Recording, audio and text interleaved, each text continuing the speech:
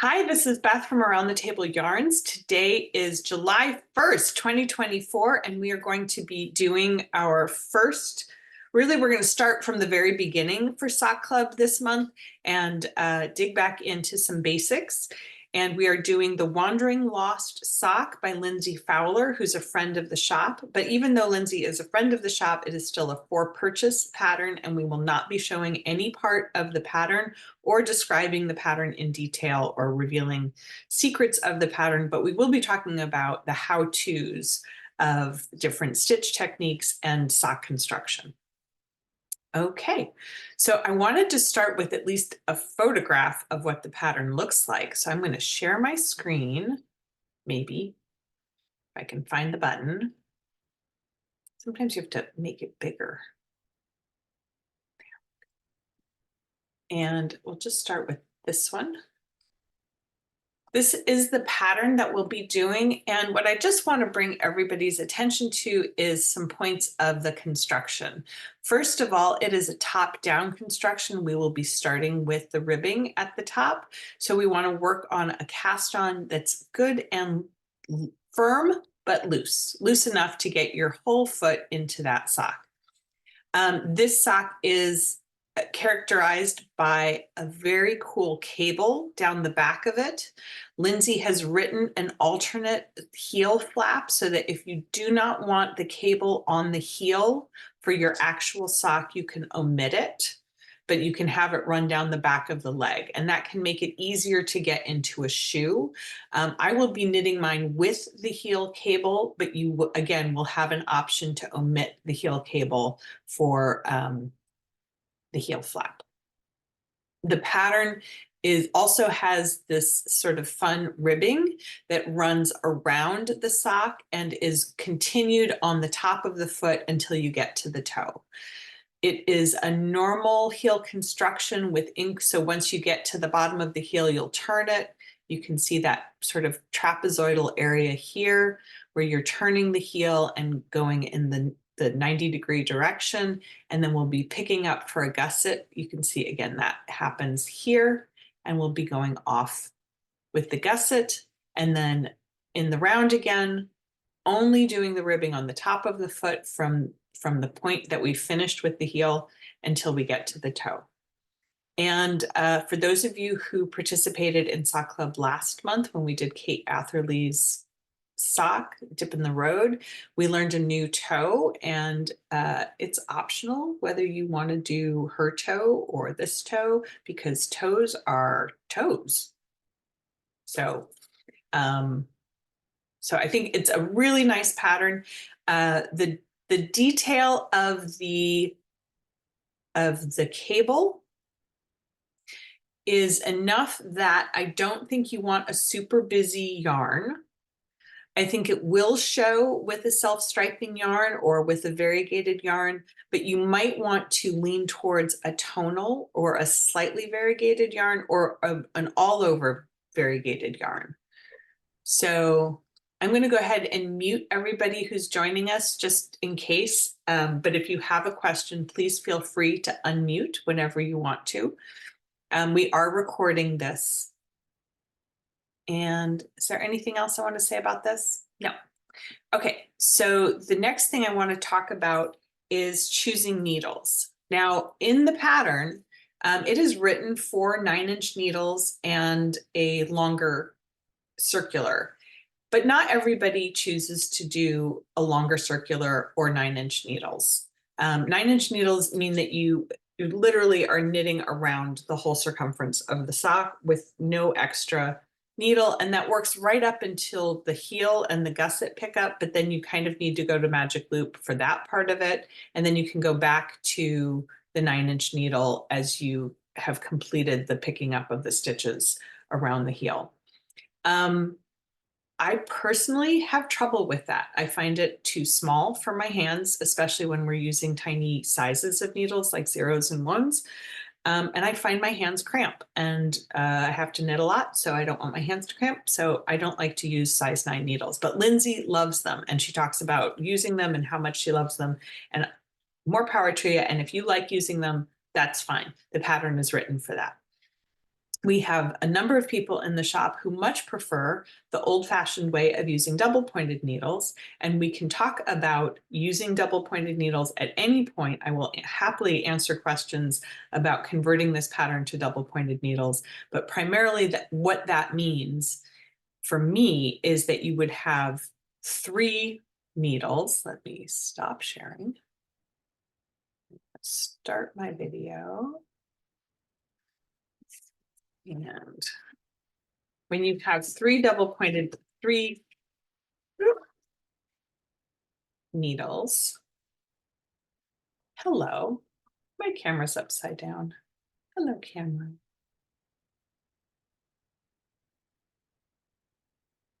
Generally speaking, you want to arrange them so that the instep stitches are on one. Usually, you would arrange them so that the instep or the top of the foot stitches are on one needle, and you would divide the heel into 2 needles. But in this case, I would actually say for at least for the first part of it, I would have the heel stitches all on one. So this would be half of the stitches and then a quarter of the stitches on the other 2. And the reason I like the triangle instead of the tic-tac-toe board arrangement is because if you're knitting around, so you use a fourth needle to knit around when you have the double points in this configuration. And in the case of 4 needles, when you're working on them, these needles have a tendency to slip.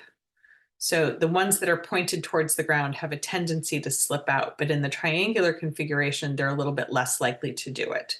So using 3 needles and working in with a 4th, to me, is a better solution. Also, because we have this large motif of the cable on the heel, it would make sense to have the heel all of the heel stitches across one needle. That might mean using a longer kind of a double pointed needle, an 8-inch instead of a 6-inch, depending on your comfort level with having your stitches closer to the edge of the double pointed ends. Anybody planning to do double pointed needles?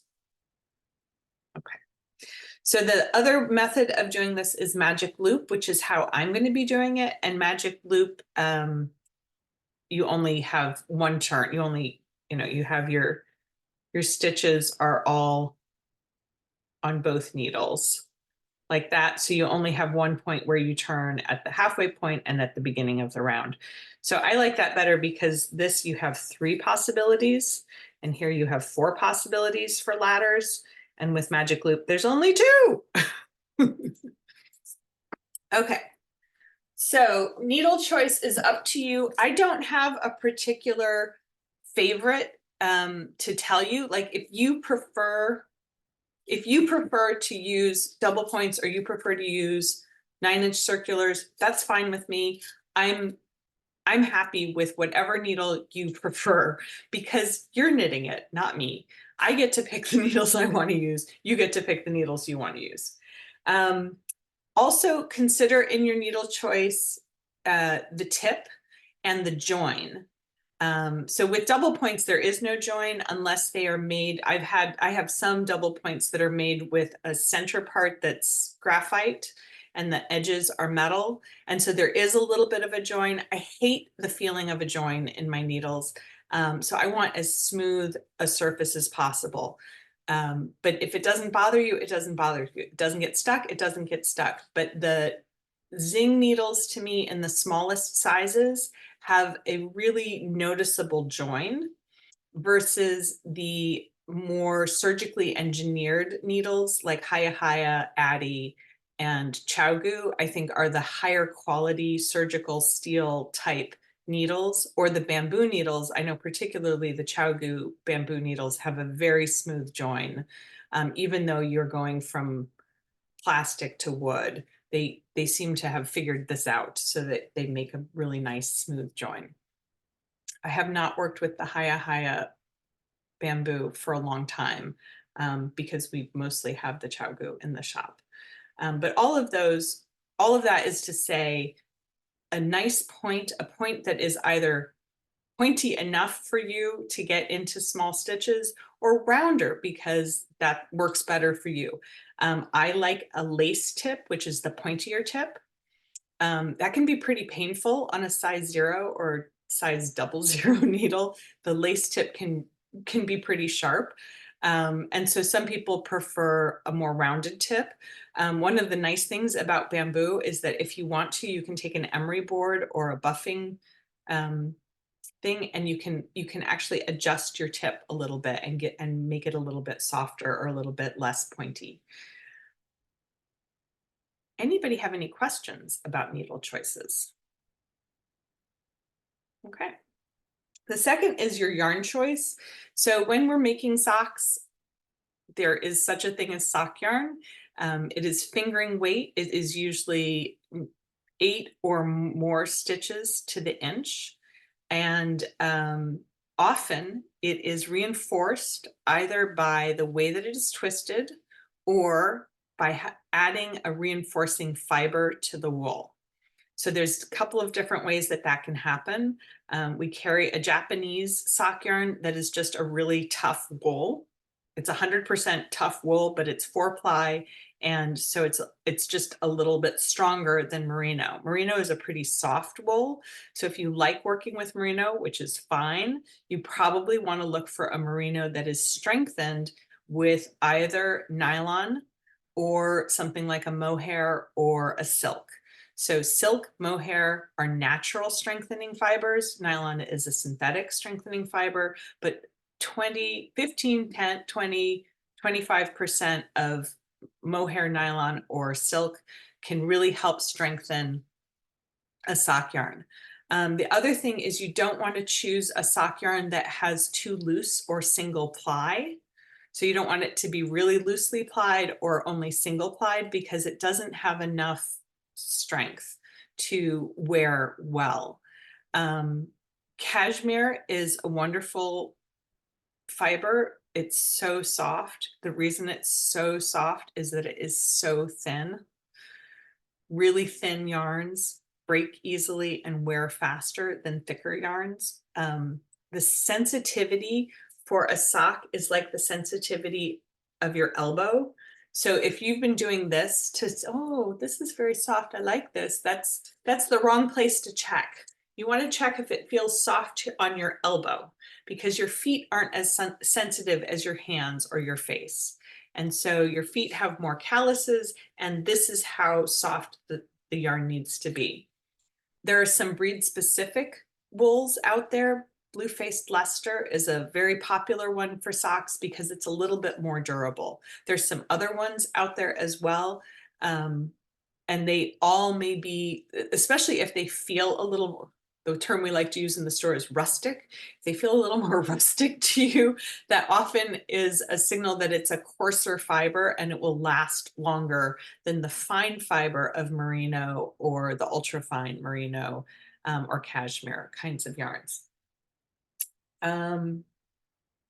The first thing we want to do when we're making a new pair of socks with new yarn, if we've used this yarn before, we've used this yarn with these needles before, I love that my dog is like, you don't need to check your gauge every time. If you're using the same yarn with the same needles, then a gauge swatch that you've done before should be okay. But if you're using new yarn and new needles, or if you're trying to get a specific gauge, it's always a good idea to do a gauge swatch.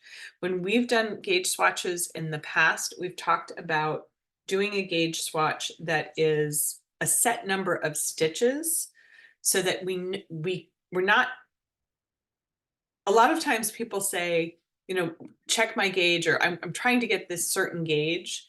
And what I'm really interested in this club is that you knit a fabric that you like the tension of, that you like the sturdiness of, and then measure that and use your own measurements to adjust the sock pattern, to accommodate in the sock pattern or to customize your sock pattern.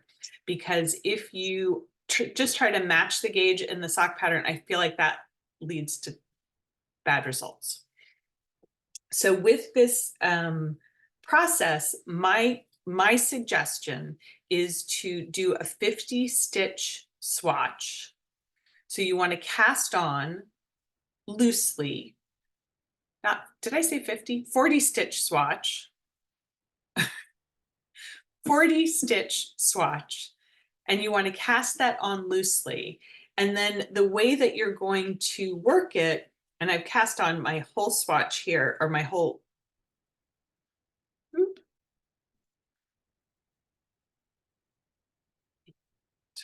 okay, so I've cast on, and I want you to notice I've cast on over both my needles.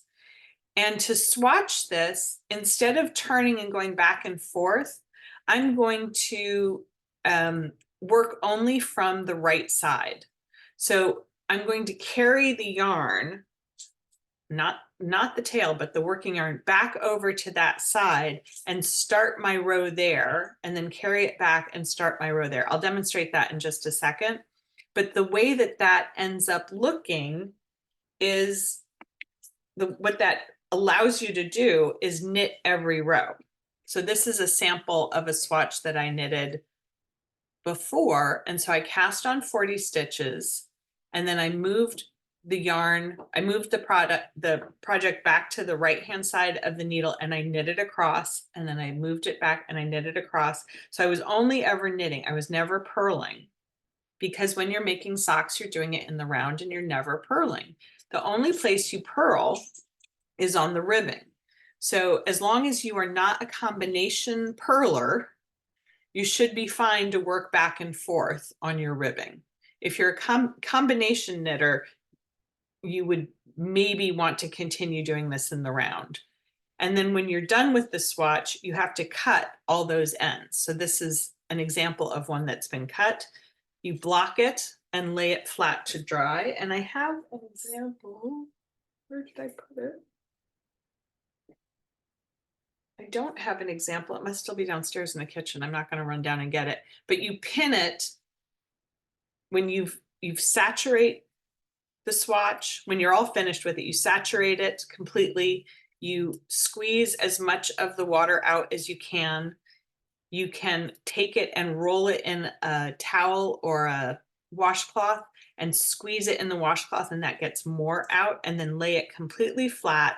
And where it tends to roll, you can pin that down. So you can put it on a piece of cardboard or on a yoga mat, something that you can pin into, a pillowcase, and then pin that flat and let it dry completely. And that's how you're going to measure the swatch.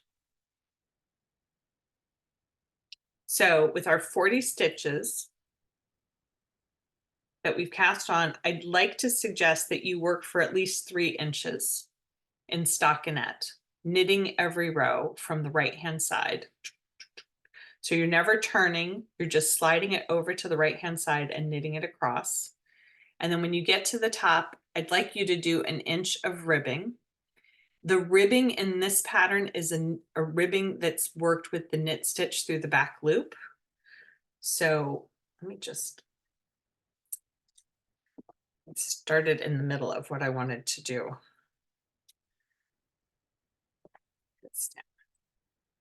So let's just do a little sample of what that looks like. So here's my working yarn.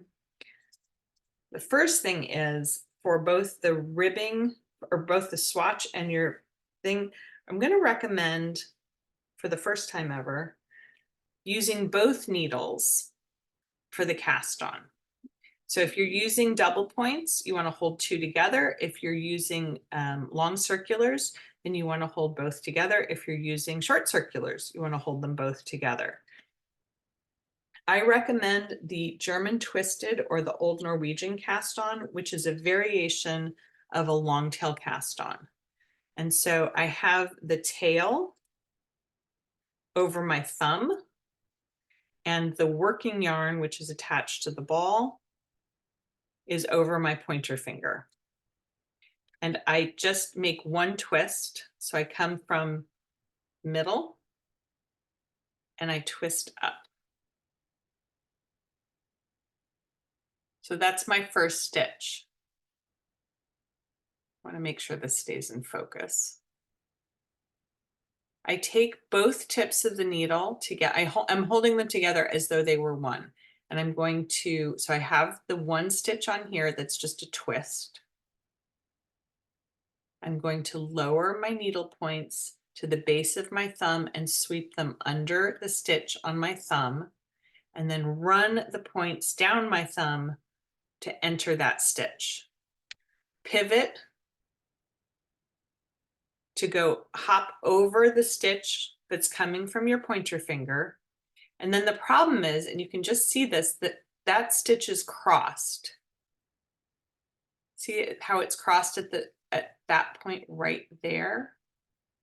So either I have to come through the triangle, and that is one way that people describe doing it, but it's a little harder when you've got the two stitches, and then you can put your finger on it, drop the loop on your thumb and pull it forward. Or in over. I like to just sort of bend it forward and come around that part of the loop. But either way, you go around and down, over, and you either have to come through that little triangle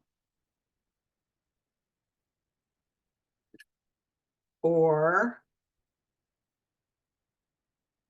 I sort of unbend my thumb so that I can go straight through it.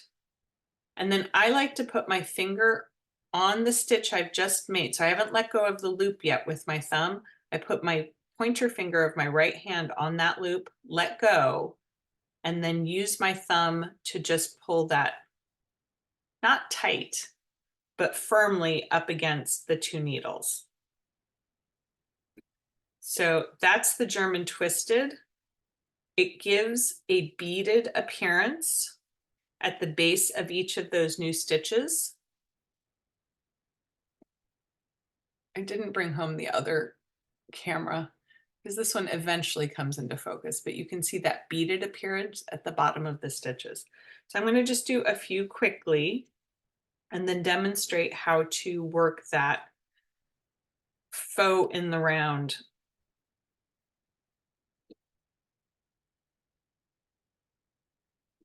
swatch. So like I said before, you're going to want to cast on 40 stitches. This is a lot fewer than 40 stitches. But once you've cast them all on, pull one of the needles out, not both. That would be wrong. Just pull one needle out and you have this nice loose cast on. So this was Elfrida's suggestion this morning. And I really like the idea of doing this because I have been making socks for a while. And the biggest hurdle I still have is that my cast on still seems to be too tight. So I'm hoping this will give me a much more comfortable top of my cuff. Okay, so my working yarn and my tail, because I was doing the long tail cast on, are both on the left-hand side. So I'm going to slide these stitches all the way back to the point on the right-hand side where my working yarn is not. I'm going to pull the working yarn over. What a long tail. I'm going to pull the working yarn over to that side. You can do this whether you do continental or whether you're an English or thrower. And you're just going to leave a generous loop that's wider than your swatch. So again, I just cast on a few. And that's all it is you just leave a generous loop that's wider than your swatch. Elfrida went ahead and did her knit one, purl one first. You can certainly do that. But what I want is 3 inches of stockinette and 1 inch of knit one, purl one. And in this case, you might want to do the knit one through the back loop, and I'll demonstrate what that looks like. But here we go. I just did the first row. So I'm done with this row. Here's my loop from behind, so it's super loose. And now I'm going to slide the stitches all the way to the right-hand side. And Maureen, was it you that we talked about a different way of doing this? I don't I don't think so, but this looks like a really cool way of doing it.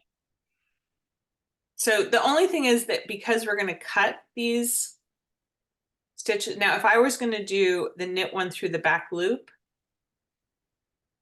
I want to go, so the front loop in Western mounted stitches, so most of us do Western mounted stitches, but the front loop or the front leg is the right hand leg. And in a knit through the back loop, that assumes that you're doing a Western mounted stitch. But what it really is that instead of going through the leading edge of your stitch, you're going through the trailing edge. So let's just talk about the leading and the trailing edge for a second. If this is a stitch is just a loop. The leading edge is the one closest to the tip, and the trailing edge is the one away from the tip or closer to the end of the needle or the other side of the needle. In Western mounted stitches, the leading edge is in front of the needle. And in Eastern mounted stitches, it goes the other way. People who wrap their stitches always counterclockwise, which is most people who do Western mount, will have the right leg in front. People who wrap their stitches clockwise will have their stitches mounted with the left one in front. So leading, trailing. To make something twisted, if your stitch is in the Western mount, you have to knit into this side to make it twist. Doesn't matter whether it's in front of the needle or in back, you have to knit into the trailing leg to twist a stitch. So I'm just going to do this big on this needle. So here's my stitch on the needle.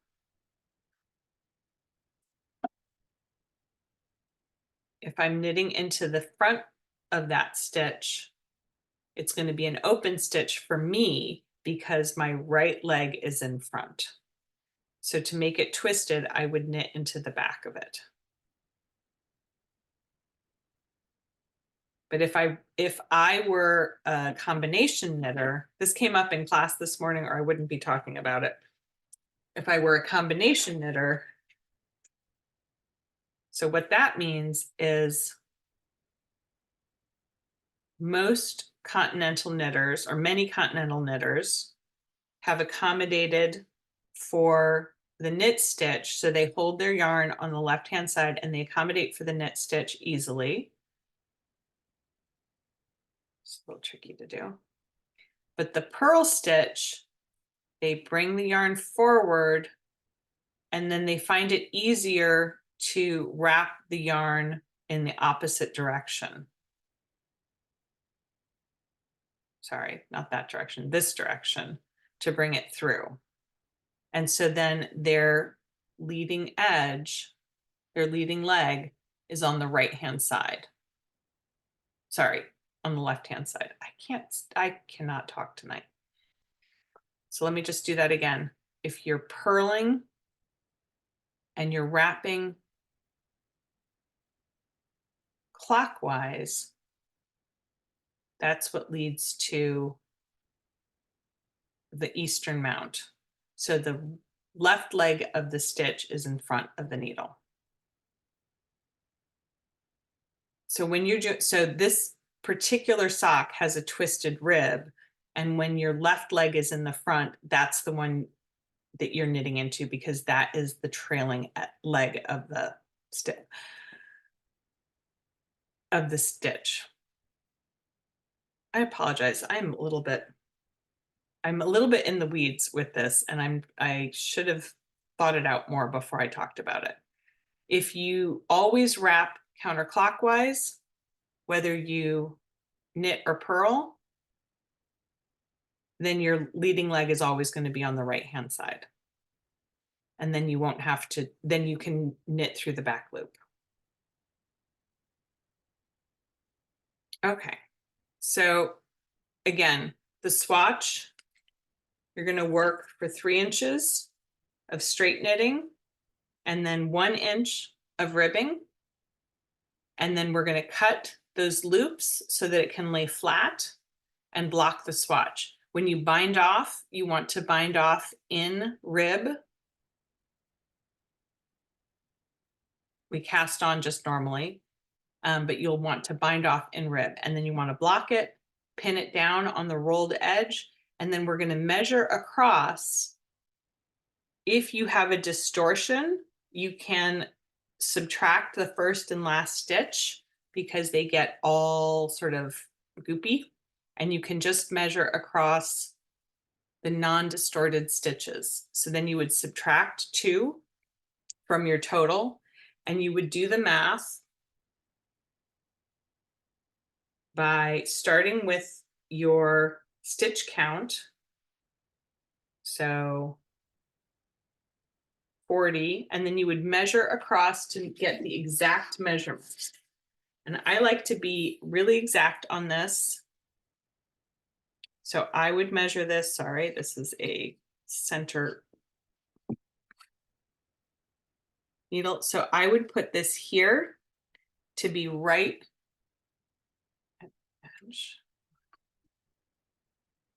Sorry, my ruler's getting caught on my thing. And I'd want to try and make this as straight as possible across.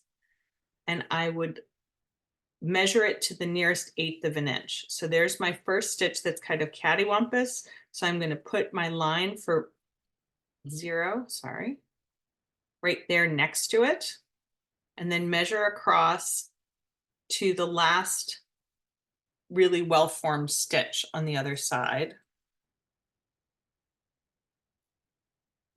So I'm not counting that last one. So I cast on 40 for this. So I'm going to count 38, and it's 4.5 stitches. So I'm lucky that came out sort of evenly.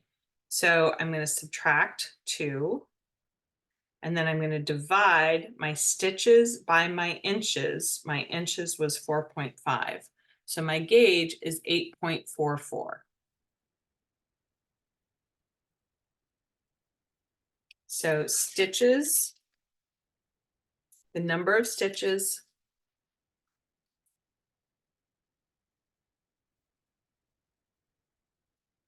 divided by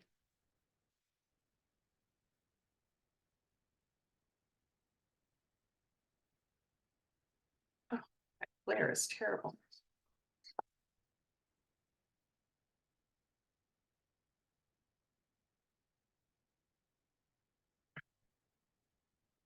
Can't see anything. Number of stitches divided by the actual measurement.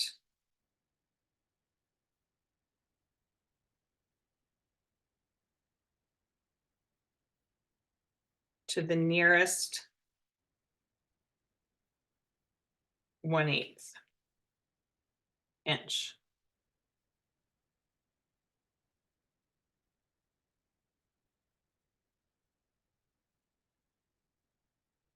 Gives you the gauge.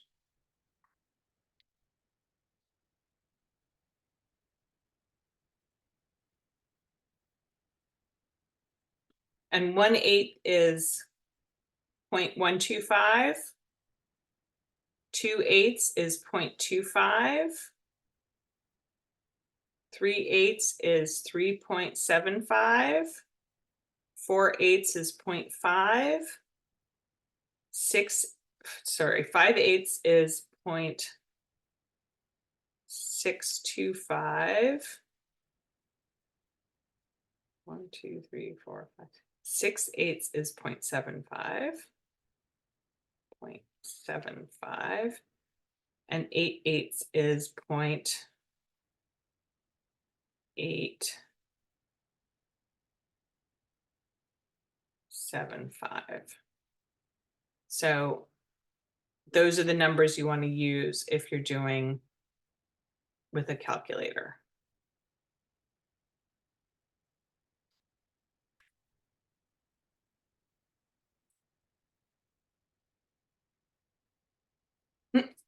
That was my notes. I just wrote that on my note. Okay, so we're going to check our gauge. And the next thing you're going to do, you want to do is measure the circumference of your foot. So I just want to show Kate Atherley's illustration of this. Kate Atherley wrote this lovely book called Custom Socks, Knit to Fit Your Feet. And it has a very nice illustration. I am turning down my light. Hold on.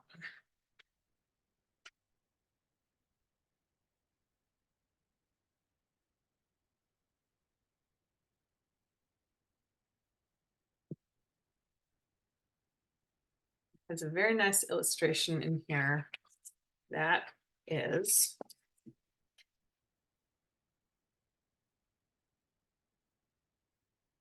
where to measure on your foot. Okay.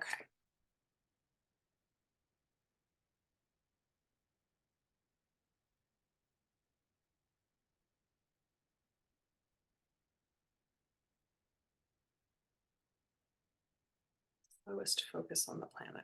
Okay, there we go.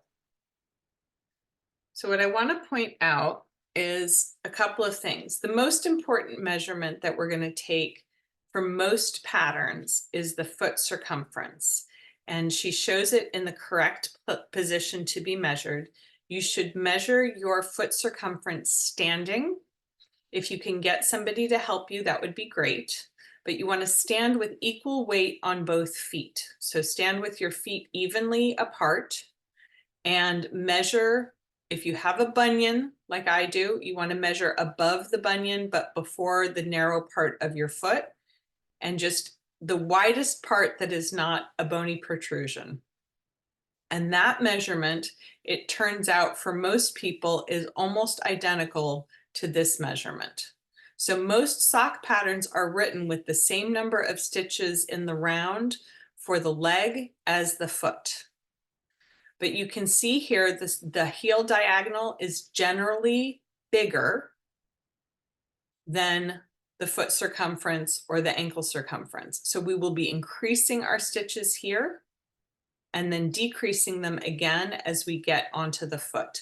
So that's where the gusset comes from. If your feet are particularly different, so if you know you have a high arch, thicker ankles, or a thicker foot than your ankle, then you might want to make adjustments for that in this pattern.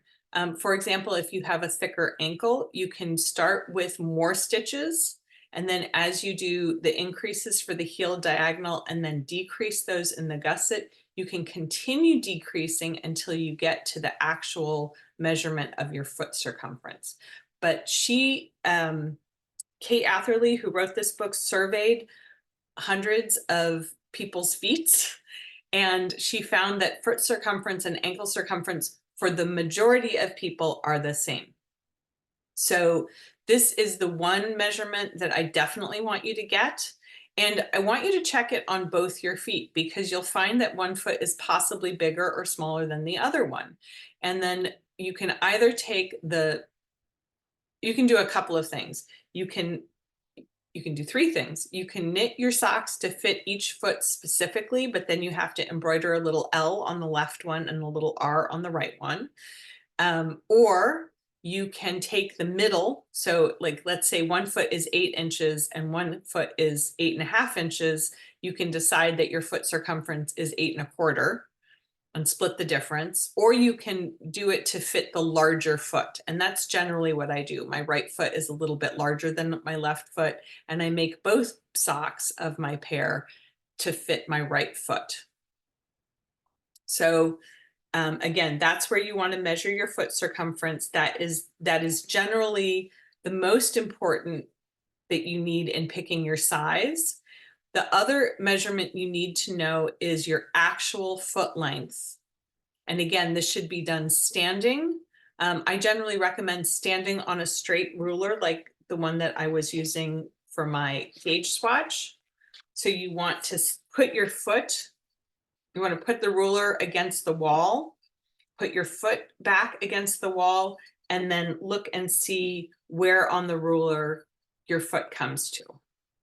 So this is a center finding ruler. You wouldn't want to use that. You'd want to use the 0 against the wall and then find where closest to the nearest eighth of an inch, your foot comes to on the ruler. Again, it's really nice if somebody can help you take that measurement, but if you can't, it can be done on your own. It's just, it can be a little awkward. Now I'm in the dark. Okay.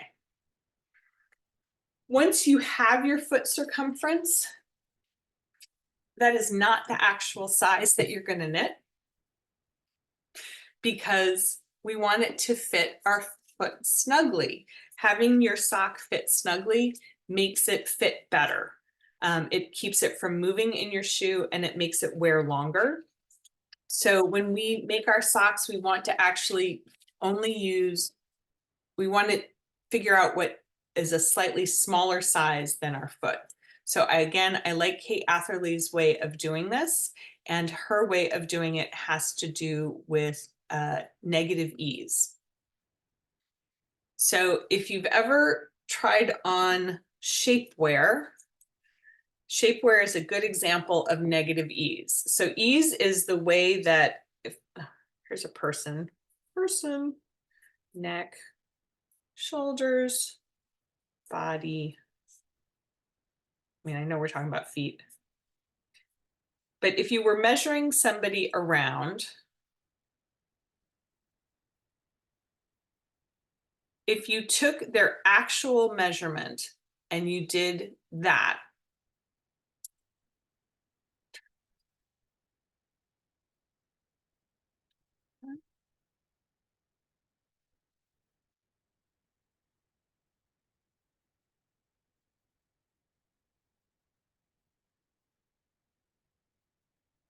so if you measured somebody around like a bust measurement for a sweater, and you wanted the sweater to fit with no looseness, no extra fabric, then you would make the sweater exactly the same size as that person's bust measurement.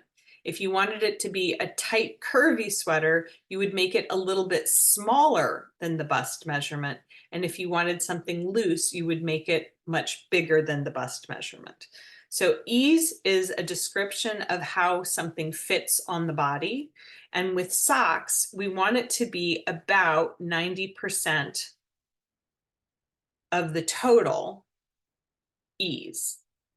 So it's negative ease, and it's instead of, if your foot is 10 inches around times 0.9 equals 9 inches, for example. So we're looking for we're looking for an actual measurement of the sock that's 90% of what your actual measurement of your foot is. Does that make sense? In the case of this pattern, there are 2 sizes. The pattern is written so that the smaller sizes and the larger sizes are separated, and you get both with your download.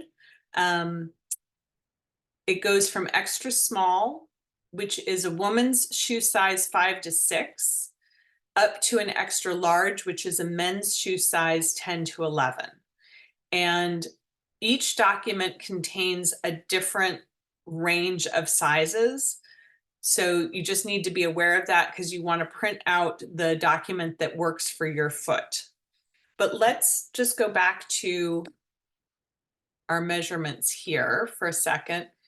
If my foot measures, let's say this is my foot. If my foot measures 10 inches around and I do my multiplication times that, and I get 9 inches, that's what I want my actual, this is my actual foot. And this is going to be my sock measurement.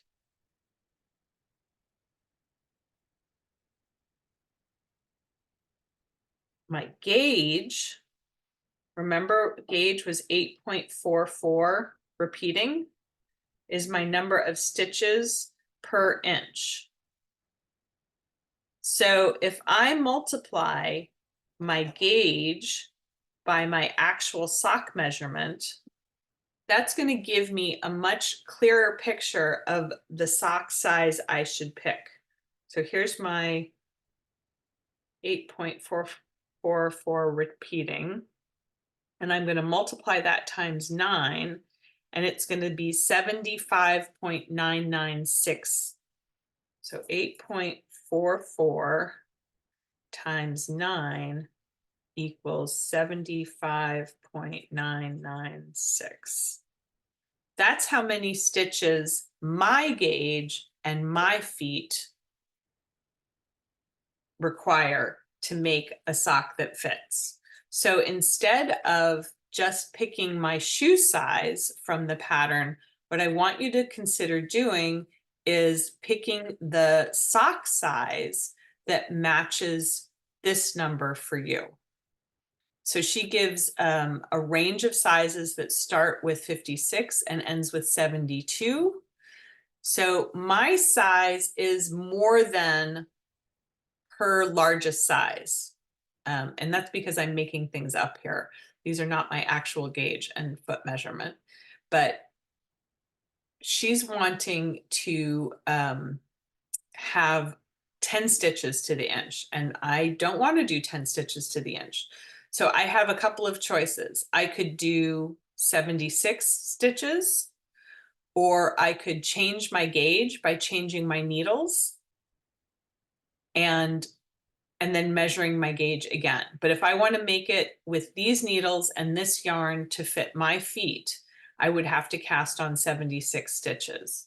And so I would have to figure out a way to accommodate the largest size. The largest size for her has fewer stitches than that. And so I would have to accommodate an extra stitch in each, or an extra few stitches on each side of my sock. So generally speaking, I think it's better to pay attention to your knitting and your foot measurement and come up with a number like this than it is to try and match the measurement in the pattern.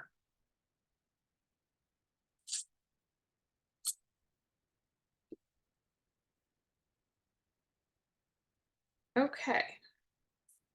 We're getting close to the end. I want to demonstrate joining in the round for magic loop, and also that we've done this. No, what have I done? Okay. So I've cast on here for one of the sizes. I have all the stitches cast on, and for magic loop, and for double pointed needles, and for joining the round on short circulars, the goal is to join the last stitch that you made to the first stitch that you made. I did this by casting on over both of my needles. So again, I'm going to hold on to one on the left, and I'm going to pull one out. Haha, part easier said than done. Oh, hello. I'm going to pull one out. So I've separated them now, and it's easier for me to pull them out. Okay.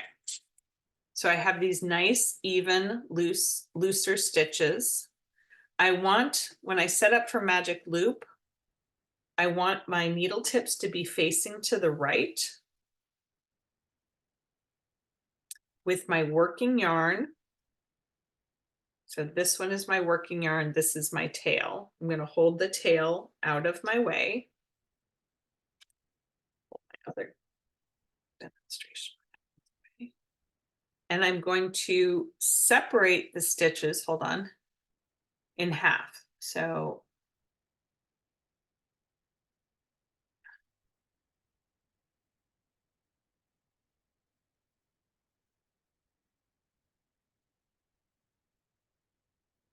So I'm going to find the halfway point between my stitches by counting. I'm going to move that to the cable and pinch it and pull the cable out between the stitches.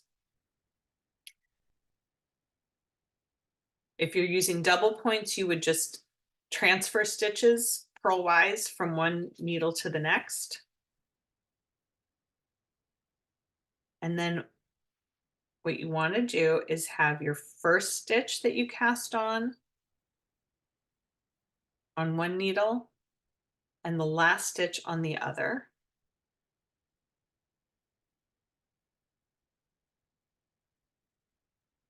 I'm going to push the front needle into the stitches and I'm going to pull the back needle out to work it for magic loop.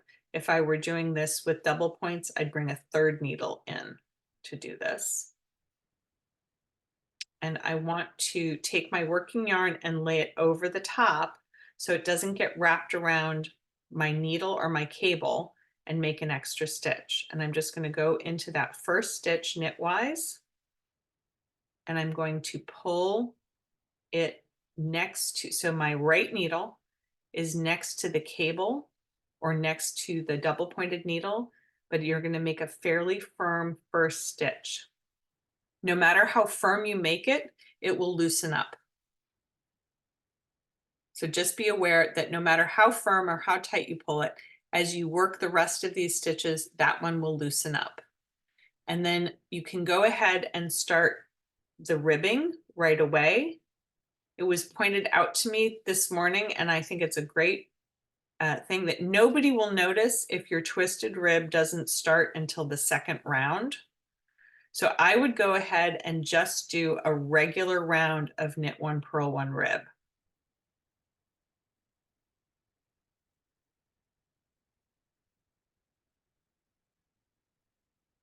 So now I'm joined in the round and I'm just doing my first half of my stitches in knit one, purl one, rib.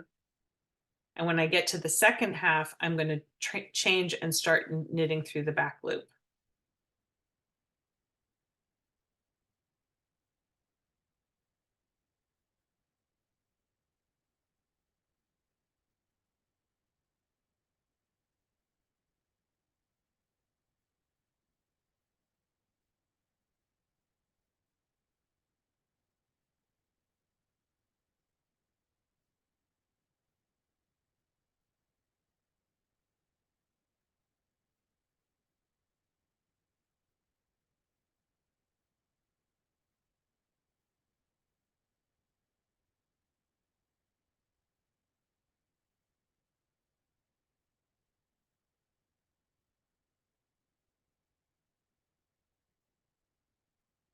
With magic loop, as you come to the end of each side of each half of the stitches, you'll flip the needles to face the left again. So I'm coming to the end of those.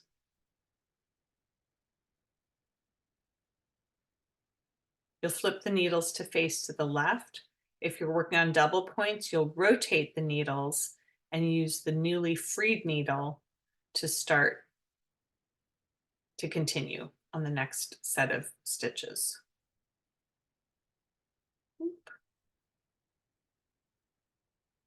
One thing that I think is nice about doing a swatch is that it gives you a lot of practice with working with the yarn and the needles that you're going to be using in the project.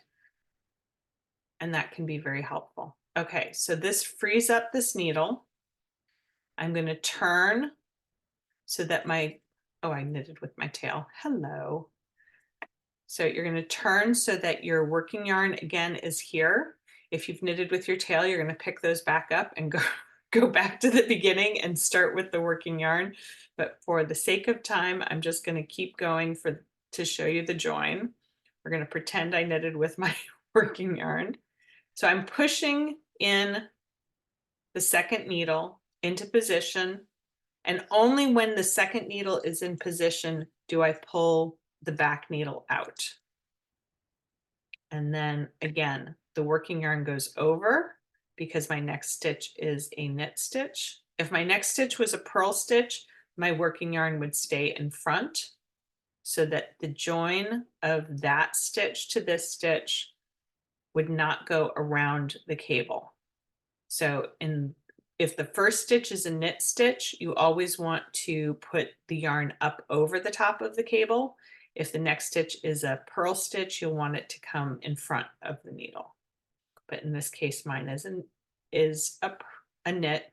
And again, I pull it as close to the cable as I can get. So you can see that it's elongating this stitch, but it's making a firmer stitch. I only do that on the first one. And then I continue the ribbing. And I would continue around. When you get all the way around, which I may not get to, the first round, then you're going to start doing the knitting through the back loop. And again, for most of us, that means that you're going to knit through the back loop of the stitch, the next of the knit stitches. So it looks like that instead of like that.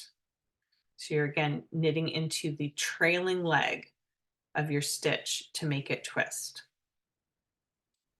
So for this month, I want you all to have a gauge swatch of 40 stitches that's 3 inches tall in stockinette and 1 inch tall in ribbing. I want you to block it and measure to get your best estimate of your gauge. Then I want you to measure your feet and choose your size. And I recommend that you do both socks at the same time sequentially. In other words, start the first one and do the ribbing. And then with another set of needles, start the second one and do the ribbing. If you don't have another set of needles, you can put it onto a holder, or you can just do the socks one at a time. But for the amount of time that we have in class, it would be great if you can do them left foot and right foot, one right after the other. So that's my suggestion. It's not a requirement, but to avoid second sock syndrome, it's really good if you're working both socks at the same time. So that's the homework, is just to get to the end of the ribbing. Next time we're going to work on the cable and how to do the cable and how to set up the stitch pattern.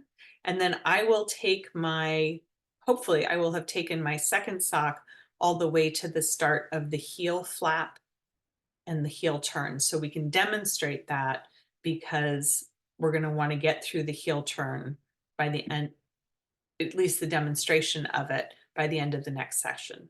These sessions are recorded and they're available to you always. I may have been clearer about German twisted cast-ons in previous videos. So I just want to show you where on our website. Oh, not that one.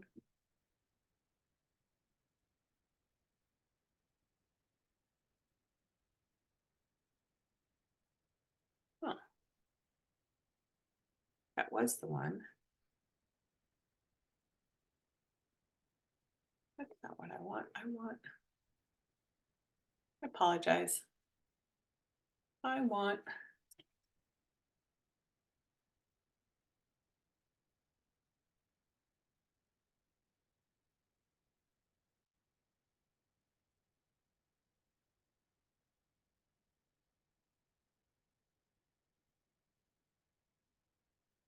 Okay. I hope you can all see our website on the screen. Project Monday is what Sock Club is part of. If you go to the Project Monday and resources page, you can choose either Project Monday or recorded classes. I have talked about measuring your feet and getting gauge previously. So if you go to recorded classes, Sock Club of January 3rd, 2022 is a video of me talking about measuring your feet and getting gauge in detail. So you can go and watch that. If you are interested in, this is Judy's Magic Cast On. So I've done casting on, I believe this one here, but I know in other videos,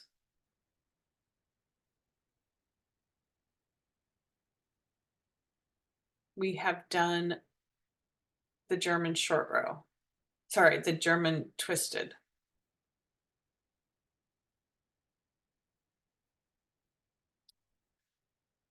Oh, I saw it this morning. It wasn't there. Who I cast on? I think it's this one. Unlock incredible deals and explore the best selection of musical equipment at Sweetwater. From stage to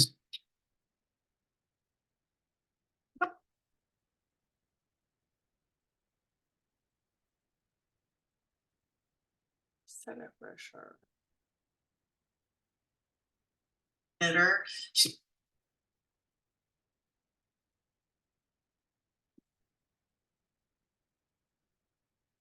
German twisted. Oh, I thought it was here somewhere.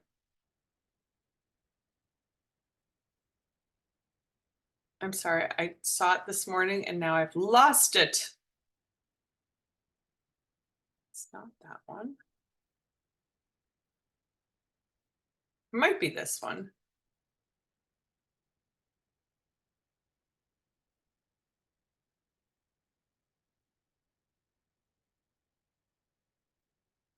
That's terrible. Okay. All right. This is so I will, you know what, it's on. It's not in recorded classes, that's why, because I'm losing my mind. We did it for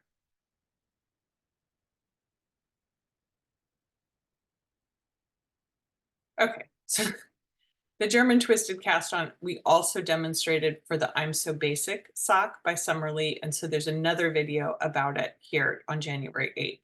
I apologize that took me so long to look for. The Dip in the Road socks by Kate Atherley, those videos are available. And the No Graft Toe was what we did last month. And so that's June 3rd. So when we get to that, there's a video for it here on the website. The other thing is Kate Atherley recommended this post from Modern Daily Knitting for doing it your way on needles. So if you are choosing to do your needles with short circulars or double points or magic loop, here is an article that can help you choose or to adapt your patterns to the way that you're using your needles or the kind of needles that you're using. So those are available on this year's Sock Club 2024 page, which is under Project Monday, which is under the heading Project Monday and resources on our website. Okay. You've all been so patient. Thank you very much. We've had, I just came home from vacation, and so I'm apparently a little jet lagged. But I promise to not be jet lagged next time we meet. I'm going to go ahead and stop the recording.